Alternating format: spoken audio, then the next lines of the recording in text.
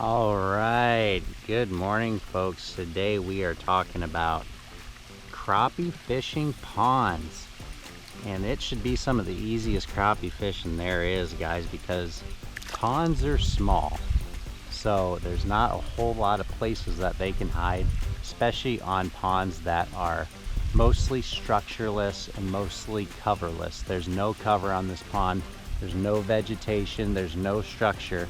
So what I like to do is just fan cast ponds like this, and the fact that there's no cover makes it really easy to just let that jig settle to the bottom, and then you pick it up. There's another one, that might be a bass that it fell right onto. But fish are just corralled in here, guys, so it's really easy to find these fish. We'll get him unstuck, and then we'll keep catching some crappie and talk more about it. First off, I have a ultra light action reel and rod combo, 4-pound line, and I have a 1/32 ounce jig head and a 1 1/4 inch Bobby Garland Itty bit SwimR. It's good to have at least a 32 ounce jig head just to get some distance out of your cast. That 1 1/4 inch Bobby Garland Itty bit SwimR, any panfish will just gobble that up. They just cannot resist that profile and size. With that weighted tail, it's got a little bit of extra action, so it's just a great pairing on 4-pound line or lighter. 2-pound line would probably even better if you want to put that on your spool. There's crappie number 2, guys, on this little retention pond. So let's talk about where we focus our efforts on these ponds. So when I'm looking for a place to start fishing on these ponds, I just look for something that's just a tiny bit different. So it's pretty uniform. The bank looks very similar all the way around, but what we have here is we have 2 culverts on each end. I pulled my first one off of that culvert. What it does is it pushes sediment out into the pond when you get a heavy rain, and what that does is it creates a little mound, and we just have a little bit of elevation change in these ponds, and that is structure, guys. That is something that fish will potentially set up on. Any little bit of elevation change in ponds like this might be a spot to start looking to hold fish. From there, I go and just look for places where there are curves in the banks, just things that just look a little bit different than just a uniform bank. I just look for little subtleties. That is where I start fishing. That is where I start focusing my efforts first.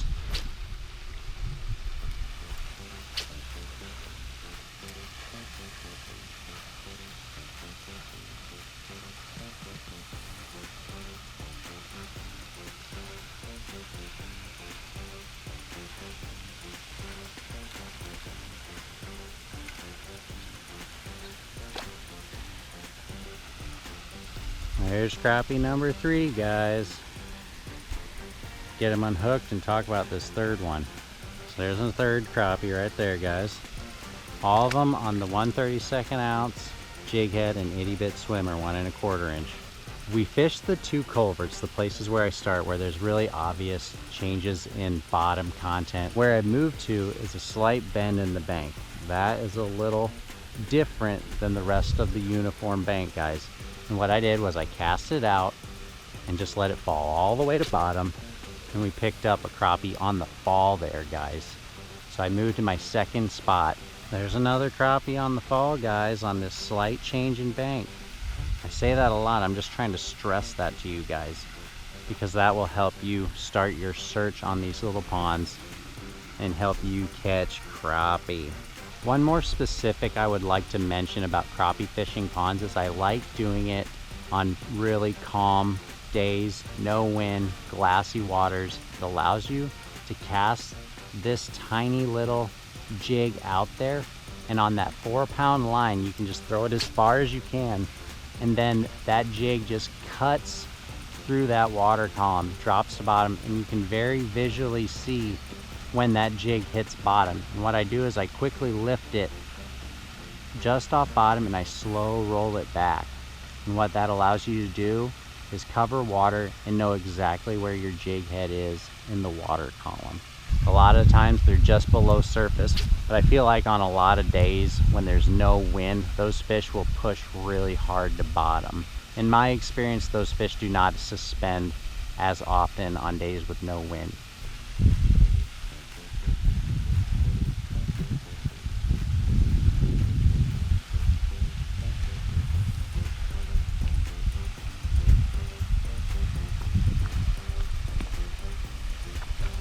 Absolutely inhaled that 1 1/4 inch Bobby Garden, guys.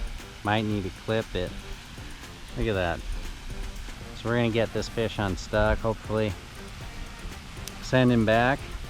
Hopefully you learned a thing or two about crappie fishing today, crappie fishing ponds specifically.